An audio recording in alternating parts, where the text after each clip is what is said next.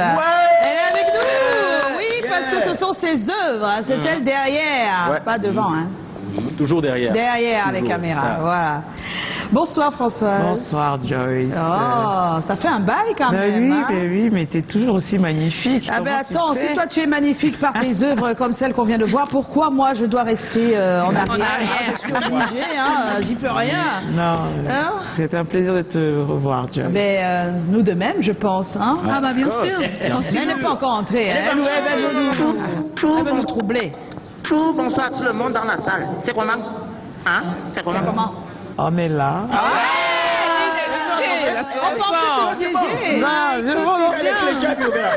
D'un seul coup, c'est bien. Laisse-moi lui souhaiter la bienvenue. Oui. Laisse-moi lui souhaiter la bienvenue. Françoise Elon, vraiment. C'est-à-dire, dans un pays, dans un environnement comme le nôtre, où souvent on condamne les gens pour avoir échoué, et souvent on les condamne aussi pour avoir réussi. Quand tu arrives à faire ce que tu fais là, il n'y a pas deux choses à faire ou à dire. C'est dire que tu as pris le pouvoir. Et quand tu prends le pouvoir en Afrique, chez nous les Bantous, on te rend le pouvoir là. Donc je t'ai apporté le pouvoir. Aïe. Qu'est-ce qui symbolise le pouvoir chez les Bantous, non? Il y a besoin que quoi C'est quoi? Le sac? Non. Ah. La sacoche? C'est le pouvoir. C'est le pouvoir. C'est une responsabilité. Aïe. Tu arraches seulement, non? Non, on ne prend pas la Allez, Il n'y a pas la sauce. il y a pas un peu de roussou sur ça. C'est le pouvoir des Bantous. Eh ben, dis donc. Merci pour tout. Alors, qui a la première question? Oui, c'est moi qui ai la première question. Ouais. D'accord, Titi. Françoise, tu es passionnée d'écriture, mais dis-nous un peu comment est-ce que ça arrive qu'une jeune Camerounaise, à ton âge, à 15 ans déjà, tu avais commencé à écrire. Comment est-ce que tu fais pour avoir cet amour pour l'écriture alors que tu es dans un contexte qui est, ma foi, assez difficile et qui ne te prédispose pas forcément à cela? Alors moi, je pense au contraire qu'on est quand même fort pour raconter des histoires au Cameroun. Hein. Moi, au contraire, je trouve que les Camerounais, ils ont beaucoup de qualités dans l'humour. Il y a un humour camerounais, il y a une façon de raconter à la camerounaise. Et je pense juste qu'ils ne savent pas qu'ils peuvent en faire un métier. C'est juste ça qu'ils ne savent pas en réalité. Oui. Mais je pense qu'on a un peu tous en nous cette capacité à raconter. On a tous grandi avec nos mamans qui nous racontaient des histoires et tout, enfin assez extraordinaire. Et en fait, moi, j'ai juste peut-être eu la chance d'avoir la possibilité de comprendre rapidement que je pouvais en faire quelque chose. Moi, j'ai grandi à Deido, dans mon village, n'est-ce pas? Et je me souviens, je envoyais des longues lettres à mon oncle à Paris et je lui racontais la vie de Deido. Et il était très surpris parce qu'il n'y avait pas de envoie-moi. Je racontais vraiment ce qui se passait dans la famille et tout de suite il a compris que j'avais quelque chose. Et puis voilà, donc je pense que... Ah, donc c'est de là que tout est parti en fait. C'est là que tout est parti, de ces longues lettres que j'ai envoyées à mon oncle en fait. Et puis quand je suis arrivée à Paris, j'ai découvert les livres. Parce que voilà, moi les livres, je n'en connaissais pas forcément, j'adorais l'école et la lecture. Mais quand j'arrive à Paris, du coup, je me retrouve entourée de livres et je me mets à lire, tout simplement. Et c'est de la lecture que tout est parti, en fait. La lecture. Nous aussi, on fait comme toi, mais sur Facebook. Ça n'est pas de l'écriture au scénario. Qu'est-ce qui a changé quand tu es mise à cette école? Qu'est-ce qui a changé, c'est que je pensais que j'étais une romancière. J'étais persuadée que, voilà, moi je suis une grande fan de Stephen King. Quand on me connaît, on sait que... Et puis je voulais être comme lui. Voilà, c'était mon objectif. Mais quand j'ai participé donc au concours, donc au prix du jeune écrivain francophone, c'est eux qui m'ont dit essayez le scénario. J'avais jamais entendu ce terme, je savais pas ce que c'était. Et puis en fait j'ai découvert un film adapté d'un livre de Stephen King. Et c'est parti de là, et donc j'ai commencé à m'auto-former d'abord, ensuite je me suis formée normalement en allant prendre des cours, et c'est là que tout est parti en fait. Voilà, vu qu'on parle de scénario, quel était ton rapport avec le cinéma à cette époque? Moi, le cinéma, je le regardais pas réellement, pour être honnête. Je connaissais Labia et la voix du monsieur de Labia, là. Je sais pas si vous vous souvenez, coup double, tout ça. Et, oui, ça m'a beaucoup marqué, mais j'avais jamais eu la chance d'aller voir un film en réalité. Et puis, quand j'ai eu en contact mon premier film, donc cette adaptation, j'ai lu le livre et je me suis dit, mais combien de pourcentage de ce que j'ai lu est à l'écran? Et c'est parti de là. En fait, le cinéma ne faisait pas partie de ce pourquoi je pensais être faite en réalité. Oui. Wow. Alors, juste pour savoir, le pas pour en faire ta profession s'est fait facilement. Qu'ont pensé tes proches? Comment tu as fait le pas? Ah oui, là c'était autre compliqué. chose. Oui, en parce fait, que- les proches ne comprenaient pas d'où ça venait, sincèrement. Ils m'ont dit que mon grand-père aimait beaucoup écrire. Ouais. Mais c'était tout. Je veux dire, pour eux, c'était pas... ça sortait pouvait pas d'où. aller Ils ne loin. savaient pas du tout d'où ça sortait. Et ça a été un peu difficile au début, honnêtement, parce que pour eux, bon, comme d'habitude, il n'y a pas d'avenir, tout ça. Et ce qui s'est passé, c'est que j'ai fait un court-métrage qui s'appelle NEC. C'était il y a longtemps, en 2010. Et j'ai invité toute ma famille à la projection. Wow. Et il y avait tellement de monde, c'était en plein Paris, et il y avait tellement de monde qu'on a dû faire une double projection. Et c'est depuis ce jour-là que ma famille m'a laissé tranquille. Comme Ils m'ont dit, quoi, bon, fais alors. à fais force ce que de tu veux. travail, hein, voilà, c'est cool, quoi. Mais toi-même, tu n'avais pas peur en te disant, si je choisis ça comme métier, est-ce que les perspectives... Est-ce que il y a ça suffisamment aurait- de En fait, métiers? qu'est-ce qui te faisait croire, malgré que la famille n'y croit pas du tout? Bah, je pense que c'est les métiers de passion, hein, un peu. Je pense que dans les métiers de passion, on se pose pas de questions. On a souvi l'envie de faire cette passion. Et bon, alors, ce que j'ai fait quand même, c'est que j'ai quand même fait ce que les parents attendaient de moi. C'est-à-dire? Oui, ça veut dire, moi, quand j'étais plus jeune, je voulais être psychologue. Et où Mais dans les prisons. On arrive avec Psychologue carcéral, en fait, dans les Ah, prisons. oui, Voilà. Et après, ils ont complètement rejeté l'idée. Et ensuite, j'ai fait de la communication. Je suis une grande passionnée de com. Et je trouve que la com, c'est essentiel. Et donc, j'ai fait une licence infocom. Et ensuite, j'ai fait un master cinéma. Donc, j'ai d'abord fait ce qu'ils voulaient ce qui les rassurait. ce qui les rassurait. Et ensuite, ça m'a permis de faire autre chose. Mais moi, j'ai fait énormément de petits boulots, etc. quoi. J'ai essayé de faire en douce mon cinéma. Oui. Et puis, imposer ça une fois que je sentais que je peux arriver à faire quelque chose, quoi.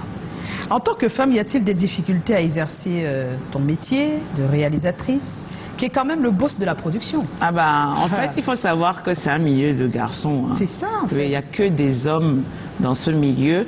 Et c'était même, pour être honnête, un peu malsain avant, parce qu'on disait que les hommes étaient réalisateurs pour avoir des femmes. C'était ça. Pour se ouais. faire des femmes. Et maintenant que c'est une femme, c'est pour avoir des... C'est ce qu'ils disent, En fait, c'était très compliqué et c'est un milieu d'hommes, il faut se le C'est dire, ça. il faut être conscient de ça. Mais moi, en tant que femme, moi, j'avoue que quand je fais les choses, je ne pense pas à mon genre. Je fais ce que j'ai à faire. Voilà. Si une porte se ferme, c'est comme les lettres de l'alphabet. Il y a A jusqu'à Z. Voilà. Donc, s'il n'y a pas de plan A, B, Il y a- C, il y a- D, J'adore cette manière de penser d'ailleurs. Mais sinon, il y avait des difficultés? Les difficultés, oui, c'est que c'est toujours plus dur forcément parce que quand vous venez, moi le premier producteur que je rencontre me fait des avances, Oui, mais de manière très claire, hein, Claire. c'est que il passe pas par 4 chemins quoi. Et ça veut dire que ça aurait pu me traumatiser et que je Mais ne oui. fasse plus jamais de cinéma. Hein. C'est ça. Mais il y a ça parce que les hommes quand vous venez dans ce milieu, ils te voient, c'est comme si tu es nu devant eux, je veux dire. Et c'est très compliqué à gérer. Il y a aussi le fait que le cinéma c'est beaucoup d'argent en fait. C'est Oui. de l'argent Donc qui il a circule. l'impression qu'il te paye. Oui, voilà, c'est ça en fait. Et, Donc, et tu il lui faut dois. Oui, c'est exactement ça. Et c'est il oublie clair que c'est dans un leur boulot. tête. Hein. Oh, c'est clair dans leur tête. Et puis pour eux, les femmes, c'est bon pour être des maquilleuses ou des scripts ou des... Voilà, ils ne s'imaginent pas qu'une femme, parce que c'est du leadership qu'il faut avoir dans un plateau. En tant que réalisateur, vous êtes comme un chef d'entreprise. Vous pilotez jusqu'à plus de 3000 personnes. Ça va de 10 personnes à 3000. Et se dire que c'est une femme qui va diriger des hommes et puis de tout âge. Il faut savoir qu'au cinéma, il n'y a pas d'âge. Ouais. Et ça, tout de suite, ça bloque tout le monde, en fait. Waouh. Ernestine? Oui, Françoise, en tant que réalisatrice, scénariste, quel est le regard que tu portes aujourd'hui sur le cinéma camerounais? Tu trouves que ça évolue ou alors il y a des... Personnellement, j'ai toujours eu un grand espoir sur le cinéma au Cameroun. Moi, je respecte toutes les personnes qui arrivent à commencer et terminer. Peu importe la qualité, du produit final. Parce qu'ils sont pleins à commencer qui ne terminent pas. Ou qui bavardent beaucoup mais qui ne font rien. Donc quand quelqu'un réussit à raconter une histoire qui a un début et une fin, il faut lui donner un minimum de respect. Ensuite, la deuxième étape, c'est de dire, OK, ce qu'il a fait, ça peut ne pas être qualitativement au niveau du visuel, mais il a raconté une histoire qui a touché les gens. Parce que le plus important, c'est que les gens puissent être touchés et s'identifier à ces histoires. Parce que quand vous faites du violoncelle et que vous faites de belles images et qu'au final, il n'y a pas d'émotion, on ressent rien, le Camerounais ne se reconnaît pas dans ce qu'il voit, ça sert à rien. Ce que vous avez fait n'a servi absolument à rien. Donc moi, vraiment, j'ai un grand respect. J'ai toujours eu un grand respect pour le cinéma au Cameroun et j'ai toujours eu une vision très positive de ce cinéma. Oui, mais quand tu regardes... Au fil des années, justement. Tu peux te dire que... Non, il y a une grande amélioration. Il y a une très, très grande amélioration sur le storytelling, donc la capacité à raconter. Je pense que c'est aussi dû au fait que le public est de plus en plus exigeant. Ils ont accès à des productions d'autres pays, etc. Même les novellas sont très bien faites. Hein. Quand vous voyez comment les novellas sont faites, il y a de la belle mise en scène, etc. Et ça leur met la pression. Et plus il y a de compétition, et mieux c'est pour s'améliorer. Voilà, les résultats sont meilleurs. Peut-être des suggestions à faire pour que ce soit beaucoup plus meilleur dans les années à venir. Le scénario, ma chérie. Il faut qu'ils écrivent des bons scénarios. Et il faut qu'on se dise que le cinéma, c'est comme tous les métiers. On se forme. Je dis, même si vous êtes autodidacte au début... C'est pour ça qu'il faut que je vienne me former. Il faut se former. C'est très important parce que, oui, on peut commencer en tant qu'autodidacte, évidemment, mais à un moment donné, il faut s'asseoir. J'explique pourquoi je vais me former. Explique-nous. Oui, ça m'intéresse. J'ai une idée de scénario. Je ne sais pas si on va appeler ça série ou sitcom ou je sais pas. D'accord. J'ai déjà tous les personnages, profils, j'ai déjà écrit tous les résumés de chaque histoire jusqu'au 24e épisode. Personne n'arrive à me faire le scénario. En fait, quand je dis personne, c'est qu'ils disent oui, mais ça n'avance pas. Oui, 4 ans ou 5 ans. Eh bien, donc il faut que je me forme. Oui, peut-être que si toi tu peux peut-être l'écrire toi-même si tu le fais. C'est ça, mais tu te formes. Écrire. Voilà, c'est une parenthèse, excusez-moi. Alors, tu es au Cameroun et c'est pour la sortie de la série Ewusu, qui démarre lundi sur Canal+, première.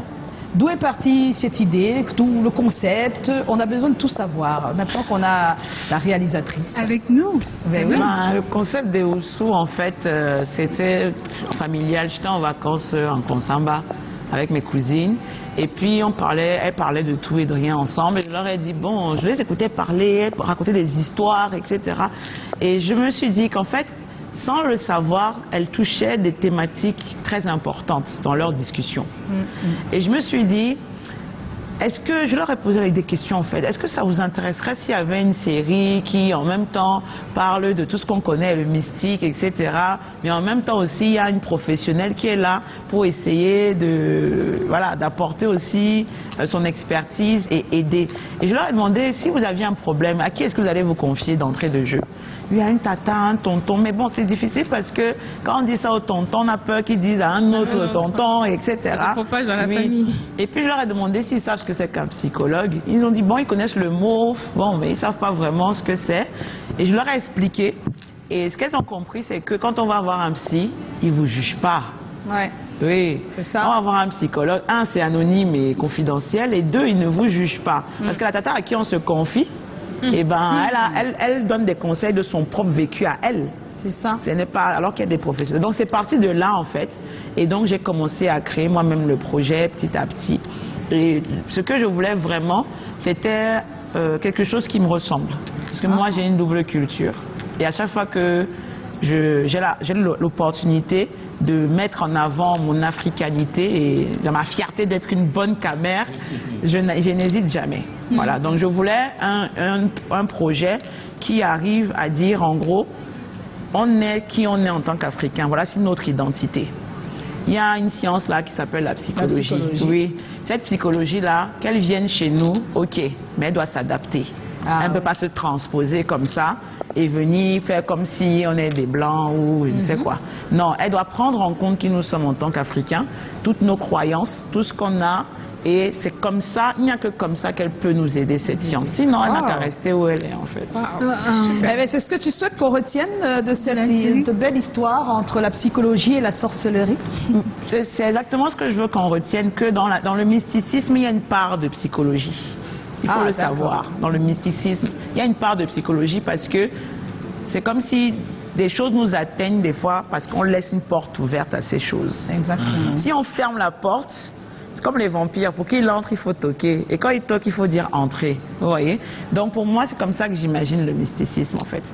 Et pour moi, la psychologie est très importante parce qu'on a des problématiques, des maux dans nos sociétés. Et je pense que la psychologie peut jouer un rôle. Peut jouer un rôle. Tu voulais dire quelque chose? Non, non. Parce que moi mon problème, c'est pas un problème, mais Eoussou, quand on voit la bande-annonce, on comprend bien qu'il y a une petite guerre, entre guillemets, entre la psychologie et la sorcellerie. Dans le film, est-ce que à la fin de la série, sans trahir sans trahir toute l'histoire, est-ce qu'à la fin de la série, on a une réponse à ce débat qui continue, puisque ça a commencé depuis, entre nous, depuis longtemps. Tout le temps, s'il y a ce problème, est-ce qu'à la fin de la série, on a une réponse?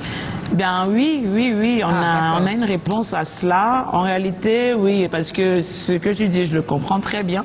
Et oui, il y a une réponse, parce qu'il faut que ça évolue de toute façon, et ça évolue vers une vision. Super. Et, on parle de complémentarité surtout dans la série. On est en compagnie de Françoise Hélon. Yes. Il y a eu quelques personnes qui se plaignent que vraiment ils ne peuvent pas voir l'émission parce que pas d'électricité. Oh là là. C'est pas Alors, comment elle a eu l'inspiration? Elle a déjà répondu. Tinoti.